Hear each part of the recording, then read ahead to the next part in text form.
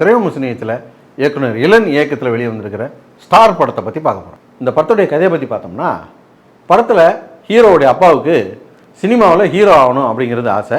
அந்த ஆசை நிறைவேறாமல் போனதுனால தன்னுடைய பையனையாவது சினிமா ஹீரோ ஆக்கிடணும் அப்படின்னு ஆசைப்படுறாரு. அதே போல் பையனை சின்ன வயசுலேருந்தே அவனை ஹீரோ ஆக்கிறதுக்கு நடிப்பில் ஊக்கம் கொடுக்குறாரு. அந்த பையனும் ஸ்கூல் ட்ராமா எல்லாத்துலேயும் நல்லா நடித்து பேர் வாங்குகிறான். பெரியவனான பிறகு அவனுக்கு ஹீரோ வாய்ப்பு தேடி அலைய ஆரம்பிக்கிறான். அதில் பல தடங்கள் வருது. அந்த தடங்களை தாண்டி அவன் ஹீரோ ஆனானா இல்லையா அப்படிங்கிறது இந்த படத்துடைய கதை. இந்த படத்துடைய கதைப்படி ஹீரோ எப்படி போராடி சினிமாவில் ஹீரோ ஆனானா இல்லையா அப்படிங்கிறது தான் கதையாக இருக்கணும். இவங்க எதை தெரியுமா படமாக எடுத்து வச்சுருக்காங்க?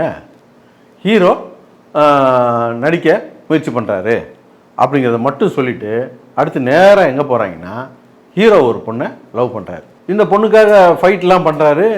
அப்புறம் திடீர்னு இந்த பொண்ணை மோட்டிவேட் பண்ணுறதுக்காக சிறகை விரித்து பறந்து வா அப்படின்லாம் மோட்டிவேஷனல் ஸ்பீச் எல்லாம் கொடுக்குறாரு.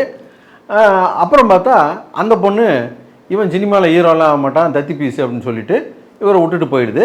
விட்டுட்டு போனவொடனே அடுத்து நானாடி உருப்பிட மாட்டேன்னு நினைக்கிற, சினிமாவில் ஜெயிச்சு காட்டுறேன்டி அப்படின்னு வெகுண்டு எழுந்து போய் சினிமாவில் போராடுவார்னு பார்த்தா அப்போ இன்னொரு ஹீரோயின் வருது. அந்த ஹீரோயின் இவர் லவ் பண்ணுறது, அதை லவ் பண்ணிவிட்டு அது பின்னால் சுற்றிக்கிட்டு இருக்காரு. இடையில நம்ம படத்துடைய கதை இது கிடையாது.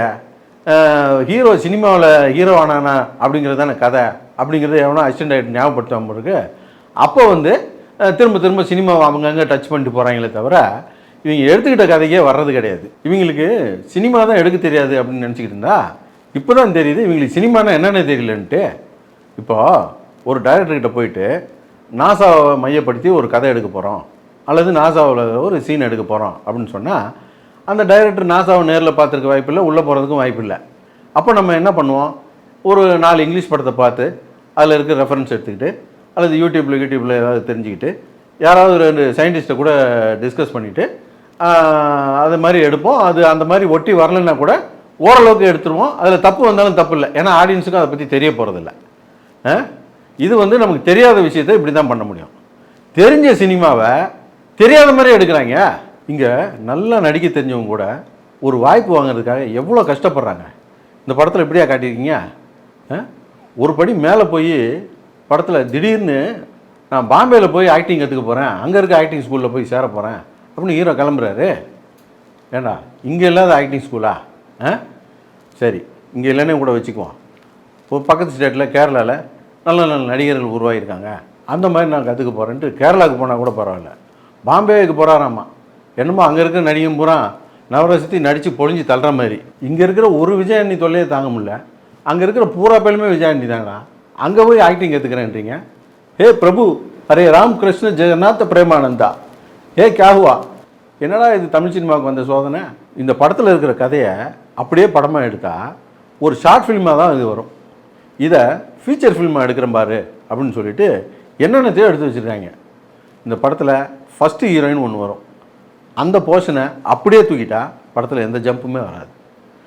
அப்புறம் ஹீரோ பாம்பேக்கு போய் ஆக்டிங் கற்றுக்கிட்டு பாம்பேயில் பெரிய சூப்பர் ஸ்டார் ஆகிடுவார் அப்படின்னு நம்ம நினச்சா அதெல்லாம் கிடையாது. இது படத்துக்கே தேவையில்லாத சீனு. அந்த போர்ஷனை அப்படியே தூக்கிட்டா அதுவும் படத்தில் எந்த ஜம்பும் வராது. செகண்ட் பார்ட்டில் பார்த்தீங்கன்னா ஒரு ஹீரோயின் வரும். அந்த ஹீரோயின் நம்ம மணி சார் படத்து ஹீரோயின் மாதிரி ரொம்ப குறும்புகாரி, உட்காந்து பார்க்கவே முடியாது அந்த போர்ஷனை.